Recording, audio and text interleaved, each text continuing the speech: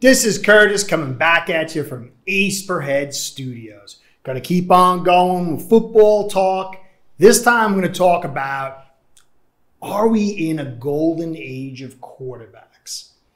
To me, it sure does seem that way. And after talking to somebody, I can't remember his name, in comments section, we were both kind of saying, wow, there just is such a huge flood of talent at quarterback. Now, I truly believe that the rule changes that happened, 10 plus years ago, is allowing some of this to happen.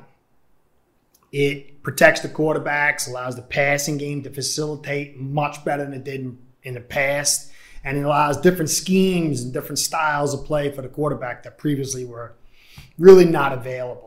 But still, when you go over all the quarterbacks out there, and we're going to do that, we're going to take the analytics and to focus in on the 2020 stats of the starters from last year, and kind of like project how they're going to look going into this year as far as where they were at in the previous year. Now, it's going to be a long study because we're going to cover everybody and try to give everybody justice just about. So we're going to put timestamps, and the timestamps will be the old guard, which is everybody from Brady to Fitzpatrick. Then there's the old guard, which is Ryan to Carr. And then there's the new guard, which is pretty much everybody from Dak to Burrow. And then I'm going to sprinkle in some other names that I'm not going to be as in-depth with, and there'll be reasons for that. And then at the end, we'll talk about the rookies, but there's really no way to use the analytics on them. But we're going to take this huge pile of quarterbacks, and I think when we get through the end, you're going to just say, I don't remember this much talent. So it's going to be very competitive for the quarterbacks, and it's going to be very exciting for the league. So let's kick it off and get going. Start off with the old guard. And you got to start off with Brady. And I remember writing it down. I'm writing my notes over here, and I'm like, 22 years. He's entering his 22nd season. It's mind-blowing when you really think about it. As growing up in the old school, this is just unheard of. And it's not even just being here for 22 years. It's the level of play. And his season last year, 40 touchdowns, 12 interceptions, 4,600 yards, 21 sacks, yards per pass, 7.6, and 65% completion percentage. So those are all unbelievable numbers. But let's take it a little different now. So we have the basic stats, and then I'll use some analytics to fine-tune it. They have a stat called pass differential. And so they take all these considerations and say, well, if another quarterback was in this situation, what was their expected completion percentage, and what's the differential between what they performed and how it turned out? And that differential for Brady was a decent 1.3. And his aggressive throw rating was 14.8. So it started venturing from conserve into that aggressive state, semi-aggressive state. So the numbers were really good, but he didn't really super exceed what was presented to him. So he had a very good team around him, which is nothing to knock at all. The guy won the Super Bowl. But we're going to use those numbers and keep looking at the rest of the quarterbacks to kind of compare and contrast. So now we're going to go to Aaron Rodgers. 17 season, unbelievable, 48 touchdowns and 5 interceptions, 4,300 yards, very low 20 sacks, a very respectable 8.2 yards per pass. That was one of the tops in the league. I think that was, maybe fourth. And as number one in the league, mind-blowing 71% completion percentage. Now I'm rounding up and down, but still 71% with 8.2 yards per pass and 48 touchdowns. Unbelievable. But here's another stat. He was, I believe, 4th in completion differential. So he overreached expected completion percentage by 4.4%. That with the season was unbelievable when you really look at the context of that. But here's another thing which is really odd. He was one of the most conservative throwers in the NFL last year at 11.2 aggressive percentage. But the guy's physical talents, mental talents allowed him to maximize even playing conservatively. What a season. What a quarterback. I mean, unbelievable. So then we're going to go to Big Ben, 18th season. Probably should put him next, but whatever. 33 touchdowns, 10 picks, 3,800 yards, or 3,800 yards, 13 sacks, which was the lowest of all starting quarterbacks for extended period of play, but a low 6.3 yards per completion and 66 completion percentage. So there was some good and bad in there, but when you see his expected completion percentage, it was a negative 1.8%.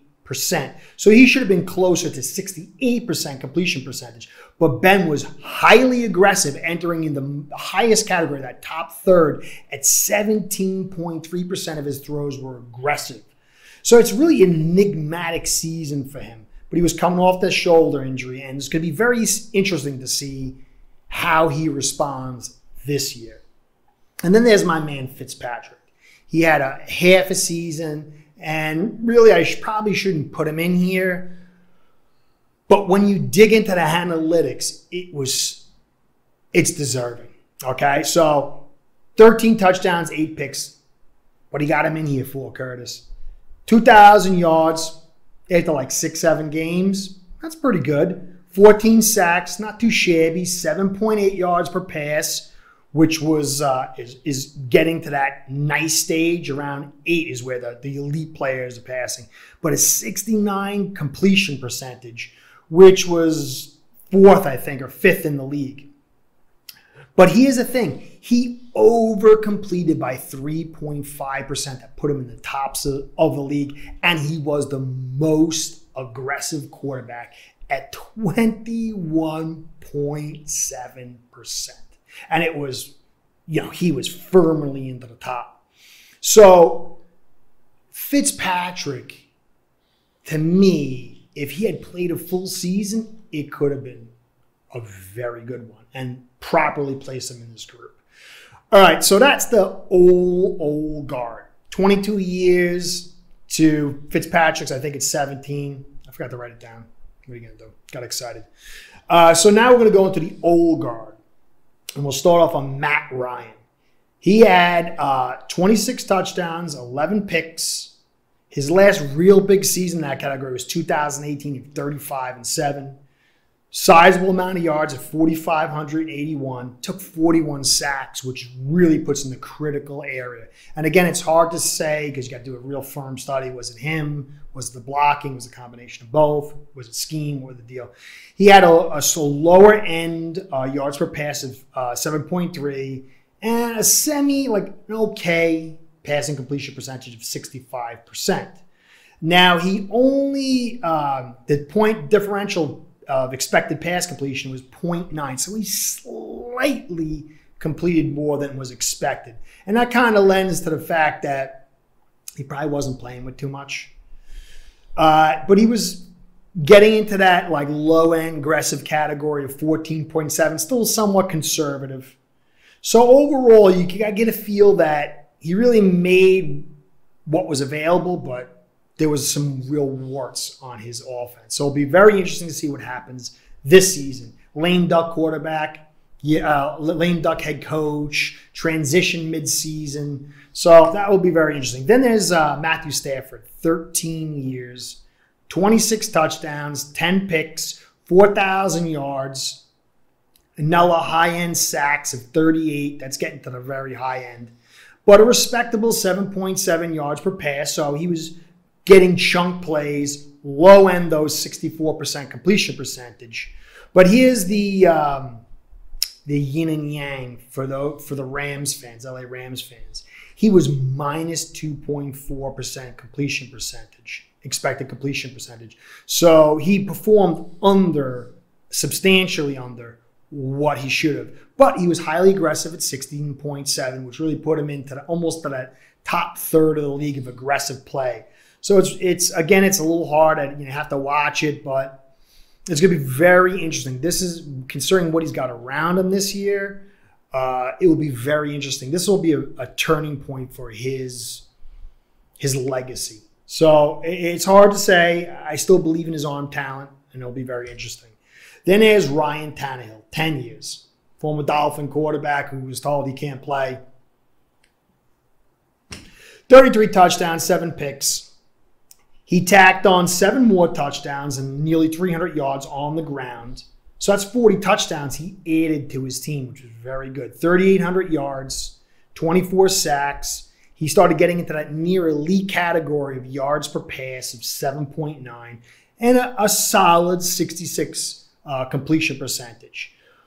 But when you look at his analytic aspects, he completed 2.4% higher than what was expected. That's very solid. That's really reaching into that top. That it might be like at the edge between the top third of the league, but he was highly aggressive at 18.7, which puts him in like top 10, I think, or even better than that. So Tannehill was very aggressive. He took care of the ball, and he offered a lot to his team. And considering what was said about him when he was with the Finns and how he was handled, this is a huge turnaround. It's going to be very exciting to see if Julio Jones can stay healthy and what that will mean to Tannehill, because Julio can still do the intermediate and deep plays. So Tannehill is really aggressive, and he's got good ball location. So that's going to be very interesting. So then there's Cousins, another beleaguered quarterback. A lot of talk. Who is the moron who is saying he should hand some of his money back? That guy's such a loser. I can't stand him. What's his name? Whatever. This guy with those skins or whatever blew his leg out, and now he's just a jerk.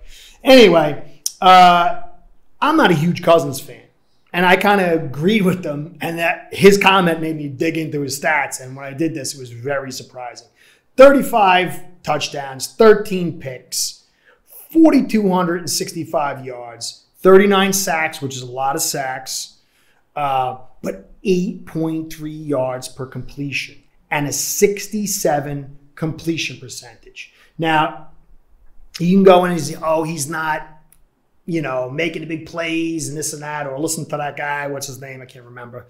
But Cousins is like top 5 in the league of over expected completion percentage at 4.3% more than what was there. So he elevated the passing game, and he was somewhat aggressive at 16.1% of his passes being aggressive.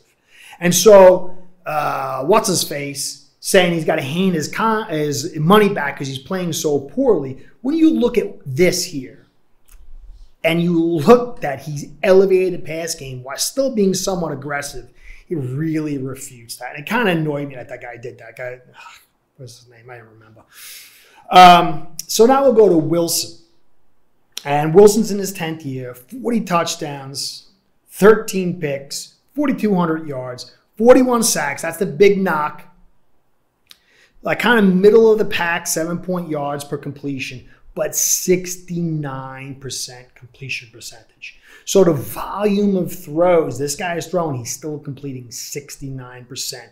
And Wilson is in the elite as far as elevating the passing game with 4% higher than what was expected. But I was very surprised that Wilson was 11.1 aggressive throws percentage, which put him, I believe it was the least aggressive quarterback in the NFL, which you can't, it's not a knock because Rodgers was 11.2.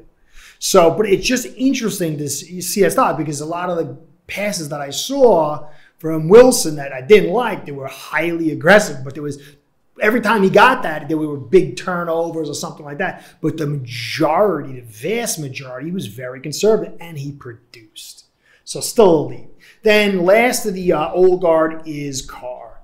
8th year, 27 touchdowns, 9 picks, 4,100 yards, a very solid 26 sacks, and again, 7.9 yards per pass, which is starting to get into that real elite category, and a 67% completion percentage, which is pretty good. It's starting to get into that like top tier group. And, for those who are down on Carr, he was 2.8. He elevated the offense 2.8% of expected completion percentage, and he was somewhat aggressive at 16.2. So there's still a lot of hope for Carr. That was a good season. Not great, but it showed his ability that as the Las Vegas Raiders pull themselves together and present a better framework around him, there's the potential for Carr to finally reach, because he's going into his 8th season. It seems like he's been around more. So it's going to be very, very interesting to see how he performs this year. So now we'll go into the new guard. And we're going to start off with Dak. He's entering his 6th season. Now the stats there, I don't really want to get into that because it was so abbreviated. But for Dak fans and Dallas fans, he, much like Carr, same level, elevated the offense of 2.7%. And then he was somewhat aggressive at 15.3. That's kind of like he's left the conservative group. And he's entering into that somewhat aggressive, that breaking past that first tier group. So it's not like he was just getting cheap throws, So there's definitely hope there for Dak. You look at his previous seasons, his ability to move. There's potential there for him. But again, now he's dealing with the ankle injury, which was gruesome last year. And they keep saying shoulder injury. And I'm like, oh man, it's rotating. I checked today, it's latissimus, it's your lats. So Scheffer was saying that it's going to be a year-long thing. And that's the problem, is the latissimus, it's a strain. I don't know how bad the strain is. But as long as you're throwing, man, that latissimus is being activated. It's going to be very difficult. So they gave him the big contract, but it doesn't look like till next year he's really going to be able to earn that contract. But Dak has shown potential, and I think that he was on his way to a good season last year. Sure. So now we're going to go to Mahomes. And, when you do these studies, you pick up something new that stares you in the face, but at some point it becomes crystal clear. And I was blown away that Mahomes is 6'3", 230 pounds. I mean, in my mind, he was like 6'2", 215, 220, because he was so agile. And the way he looks, it doesn't present a large running back. But this guy is just a hamburger or two away from being as big as Big Ben. So, I mean, his ability to throw and move and hitting the size, and no wonder he can throw at any angle with that kind of power, because it's got to be dense size. That's not just like, pasta weight, because he looks athletic. So I was just so impressed with that. So he's entering his 5th season. 38 touchdowns, 6 picks, went to the Super Bowl, 4,700 yards, very good 22 sacks, and an excellent 8.1 yards per pass, and a 67 completion percentage, which this is just a really good season. And it was like a down season for him, which is amazing. But when you look at the analytics, you can see that, there was a volume of stats, but you can see why it was a down season. He had a negative 0.9, so completion percentage, expected completion percentage. So he underperformed by nearly 1%. And that put him like at the back end of the bottom third of the league. And he still generated these numbers, which is mind-blowing. And he was highly conservative at 11.2% of his passes being aggressive, which is like typical for Andy Reid. And again, it's not a knock. Wilson, Rodgers do it too. So, he's got good talent around him, so he doesn't need to really be as aggressive. But look at those numbers with underperforming and not being aggressive. And it's just, the future is just mind-blowing with this kid. So it'll be interesting to see how he, quote-unquote, rebounds from an off-season of those numbers and a Super Bowl. Scary. But then here's another one, Watson, who it doesn't look like he's going to be playing this season, and I really didn't fully appreciate his season last year. He's entering his 5th season, but who knows if he's really entering his 5th season. He had 33 touchdowns, 7 picks, 4,800 yards, 49 sacks, though, which is pretty much tops in the league. He had the most sacks, which is huge. That's a huge negative for him and for the offense. But again, I didn't get to see the reason why. I think when you look at his yards per pass, 8.9 yards per pass. And he completed 70% of them. It must have been him just standing there in the pocket and moving and just waiting for somebody to get open. But that is mind-blowing. 70% completion with 8.9 yards per pass. So the sacks are expected. And then this is like the Pierre de Resistance. My French, I hope I did it good. I don't know. Took French for like 3 weeks in high school and failed it. Anyway, 4.8% over expected completion percentage, which was tops in the league by far. Well, not by far. Somebody was close, but still, it was cement in the top. And, he was like okay aggressive at 14.5, But when you look at that, 70% completion percentage, 8.9 yards per pass, 4,800 yards, and he completed almost 5% greater than what an average quarterback would complete. Mind-blowing. Unbelievable. What a waste if it's true. What a shame if it's not. Anyway, so we'll go on to Mayfield. He's entering his 4th season, 26 touchdowns, 8 picks, 3,500 yards, 26 sacks allowed, 7.3 yards per pass, which is like kind of the lower end, and 63% completion percentage, which is at the lower end. And then you look at, it was only 0.7 greater than what was expected, and it was 13.8% being aggressive. So it was a very subdued season for Mayfield.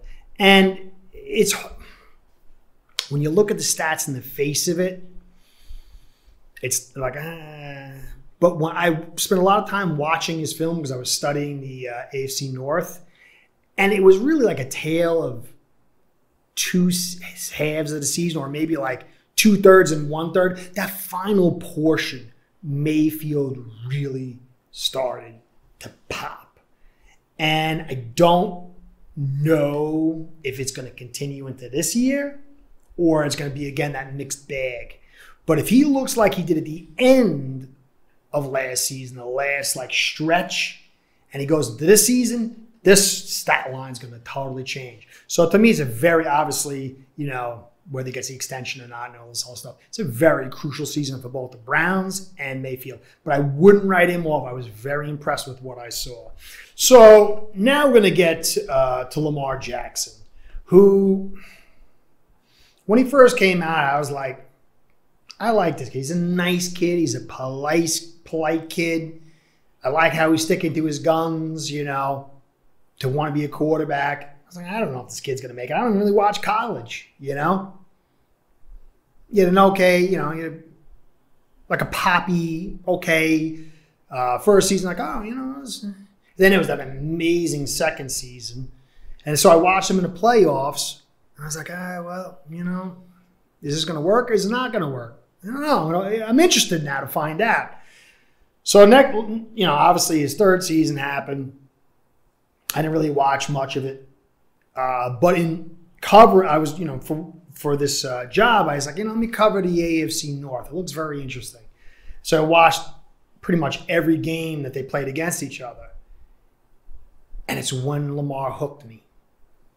Because the fact that I saw this kid doing naked runs up the middle, passing the ball, then running the ball, just constantly carrying this team and taking hit after hit, whether it was a sack or whatever. He'll do the play action and then the line will just hit him.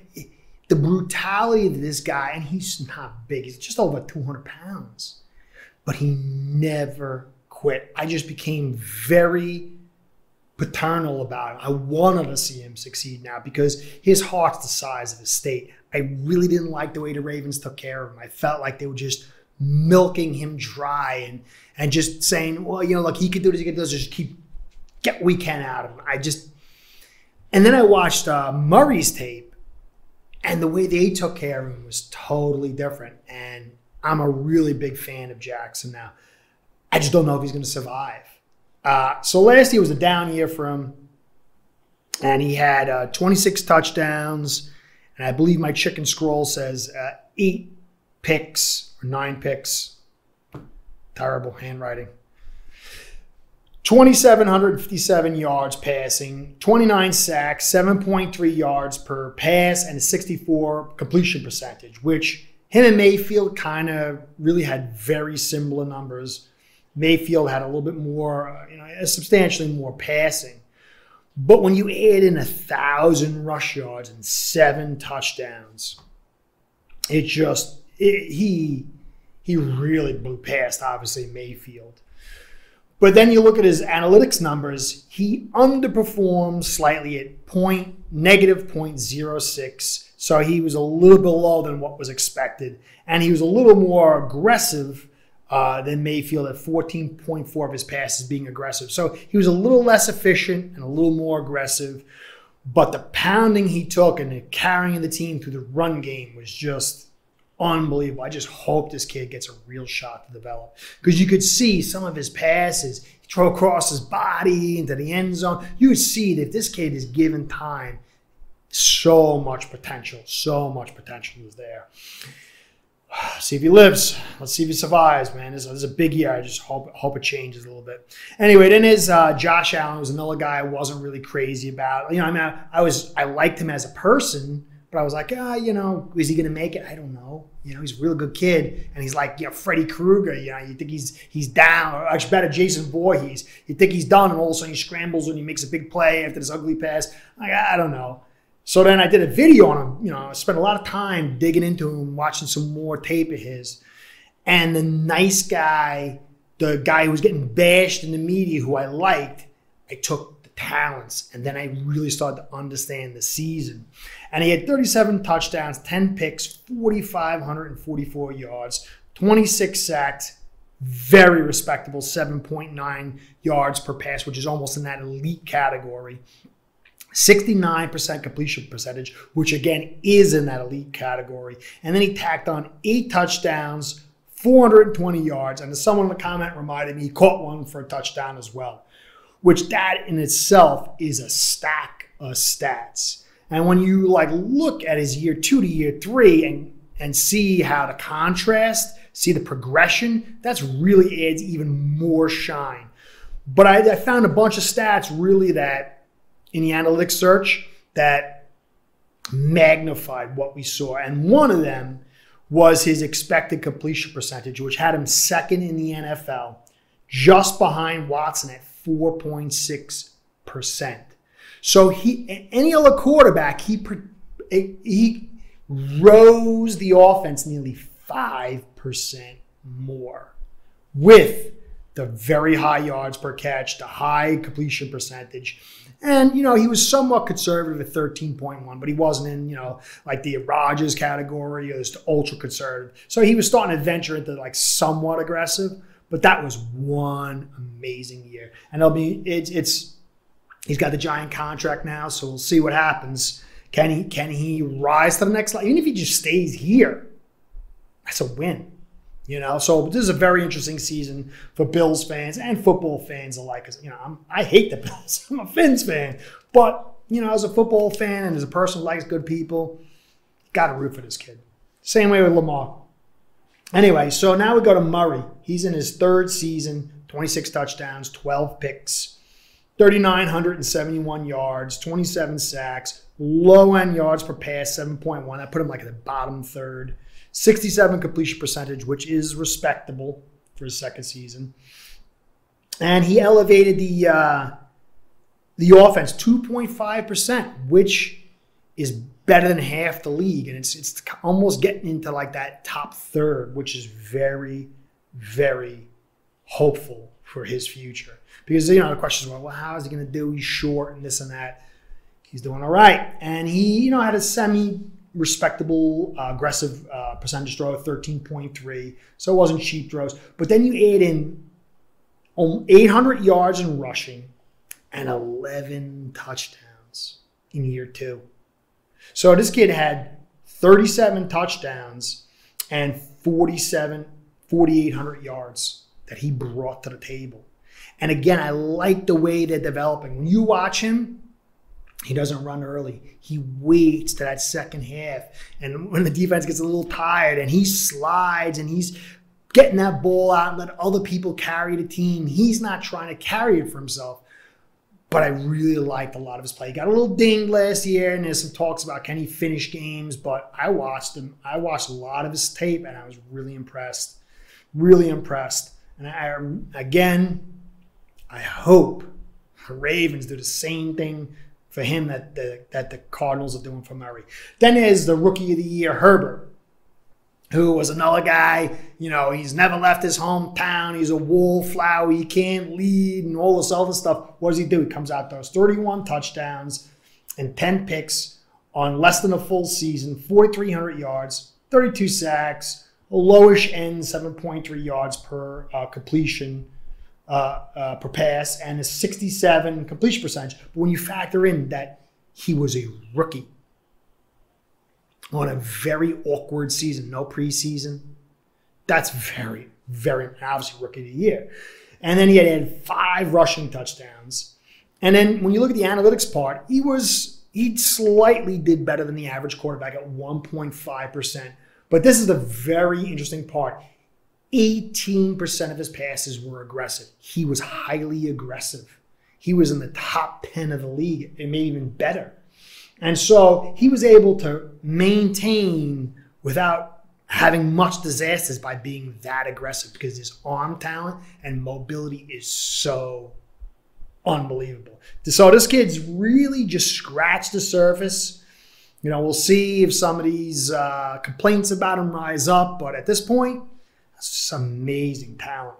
Amazing, amazing talent. All right, so now we're going to go to Joe Burrow, who had his season cut short to 10 games. And you look at his stats, it's like 13 touchdowns, 5 picks, 2,600 yards, 2,688 yards. But I did a video on him, and like much like these other quarterbacks, when you dig under the surface and you start watching film and do the analytics, you have a greater understanding and quite often creates a greater appreciation.